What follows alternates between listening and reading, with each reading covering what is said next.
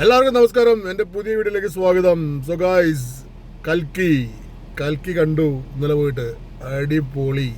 ഒറ്റ വാക്കിൽ പറഞ്ഞു കഴിഞ്ഞാൽ ഫണ്ടാസ്റ്റിക്, ഫണ്ടാബുലസ്, എക്സ്ട്രാ ബുലേഷ്യസ് എന്നൊക്കെ വലിയ വലിയ വാക്കുകളിലൊക്കെ പറയാം. എന്താണ് ലാസ്റ്റ് ഞാൻ പറഞ്ഞത് എനിക്ക് മനസ്സിലായില്ല. എന്തായാലും സംഭവം കലക്കി എന്ന് തന്നെ പറയണം. ഫസ്റ്റ് ഹാഫ് ഞാൻ ഇതിലെ പ്രോസും കോൺസും ആദ്യം തന്നെ പറയാം.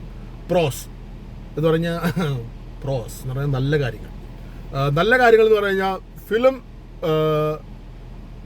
എന്താ പറയുക, അതിൻ്റെ സ്പെഷ്യൽ എഫക്ട്സും CGI-യും ആക്ടിങ് വോയിസും picturisation, background music, visualisation, colouring എല്ലാം ടോപ്പ് നോച്ച്. ഹോളിവുഡ് പടങ്ങളെ വെല്ലുന്ന ആ ഒരു സംഭവം കലക്കിയിട്ടുണ്ട് എന്ന് പറഞ്ഞു കഴിഞ്ഞാൽ.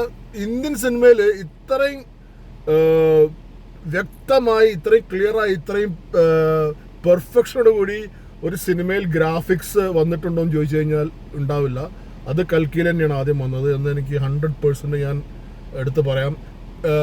പിന്നെ ആക്ടിങ് വോയിസ്, അയ്യോ, അമിതാഭ് ബച്ചനൊന്നും ഒരു രക്ഷയില്ല.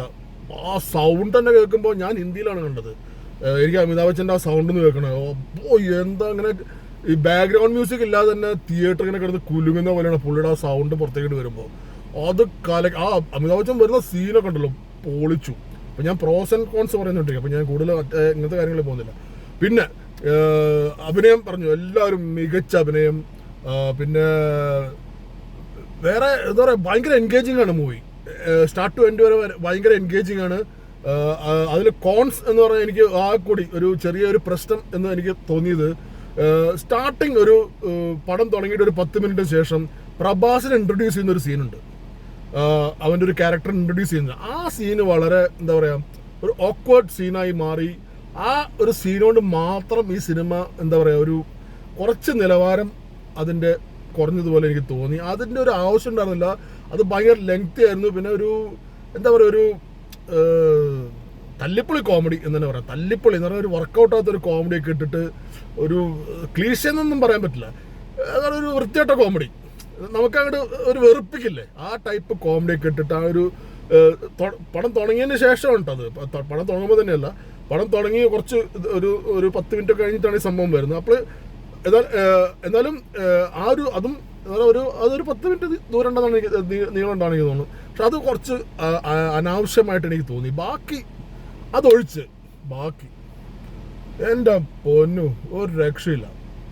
ഇത് കാണിച്ചു വെച്ചിരിക്കുന്ന സംഭവം, ഈ ഡയറക്ടർ, ഇതിൻ്റെ കോറിയോഗ്രാഫർ, ഇതിൻ്റെ സ്പെഷ്യൽ എഫക്ട്സ് ചെയ്ത ആൾ, ഇതിൻ്റെ എഡിറ്റർ ഒരു വളരെ വയസ്സായ മനുഷ്യനാണെന്ന് ഞാൻ അറിഞ്ഞത്. ഞാനത് കോക്കിൻ്റെ വീഡിയോ കണ്ടപ്പോഴാണ് ഞാൻ മനസ്സിലാക്കിയത്. ഇതിൻ്റെ എഡിറ്റർ ഭയങ്കര പ്രായമുള്ളൊരു മനുഷ്യനാണ്. ഈവൻ കോക്കനെ പറയുന്നുണ്ട്.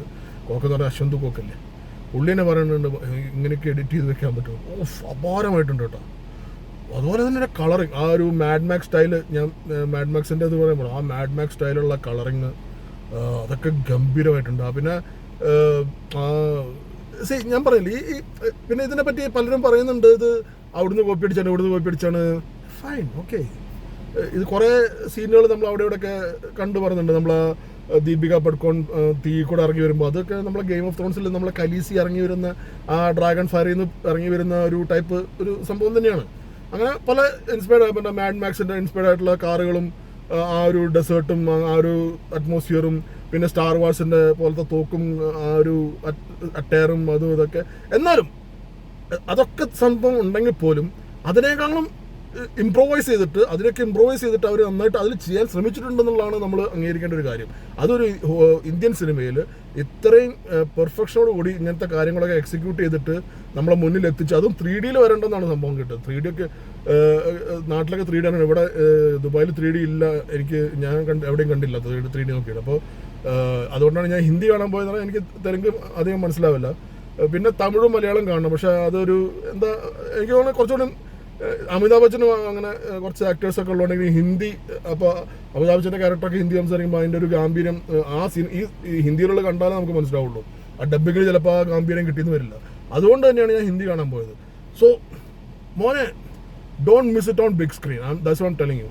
Don't miss it on big screen. ഇതൊരു ബിഗ് സ്ക്രീൻ സിനിമ തന്നെയാണ്.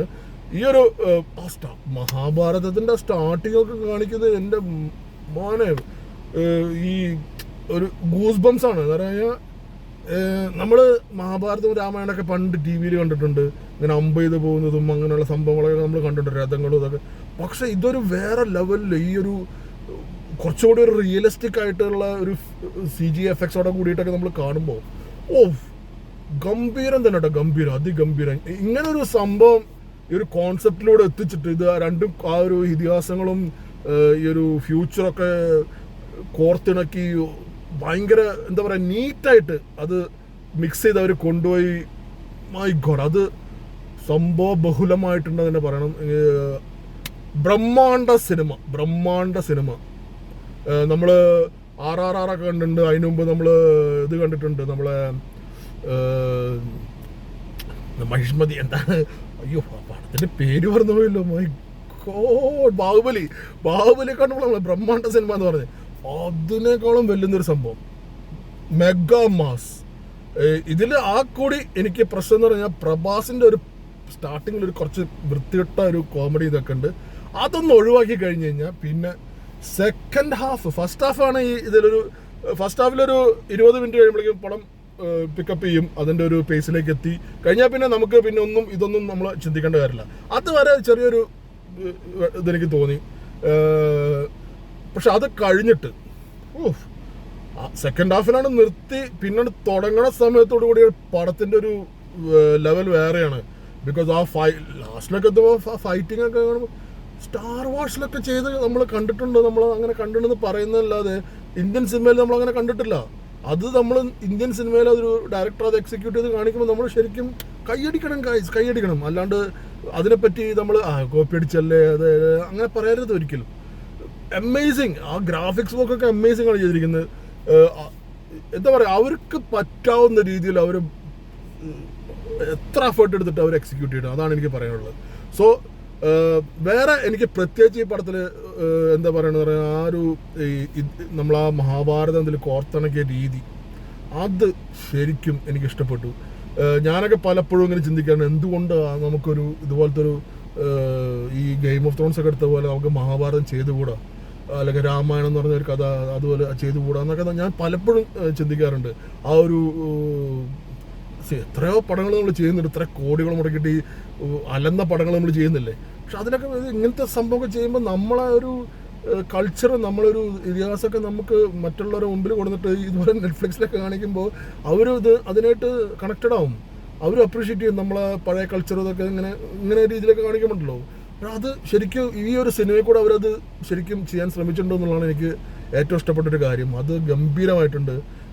ഇതൊരു റിലീജിയസ് ആയിട്ടുള്ള സംഭവമായിട്ടോ ഒന്നുമല്ല ഞാൻ കണക്ട് ചെയ്ത് പറയുന്നത്. ഇപ്പോൾ ആ ഒരു അത് എക്സിക്യൂട്ട് ചെയ്ത രീതി, അത് കൊണ്ടുവന്ന് കോർത്തിണക്കി കൊണ്ടുവന്ന രീതി, ചിലപ്പോൾ ഇത് റിലീജിയസ് ആയിട്ടുള്ള സംഭവമായിട്ട് തോന്നുമ്പോൾ ആൾക്കാർക്ക് പലതും തോന്നും, എന്താണ് ഇങ്ങനെ. പക്ഷെ അങ്ങനെയല്ല, ഇത് ആ ഒരു ലെവലിലേക്കൊന്നല്ല. ഇത് അങ്ങനെ തന്നെ നമ്മൾ നോക്കി കാണുമ്പോൾ ശരിക്കും നമുക്ക് ഗൂസ് ബംസ് വരും അത് കാണുമ്പോൾ. അത് നിങ്ങൾ കണ്ടു നോക്കുക, അതാണ് തിയേറ്റർ തന്നെ കണ്ടു നോക്കുക. Guys, amazing movie.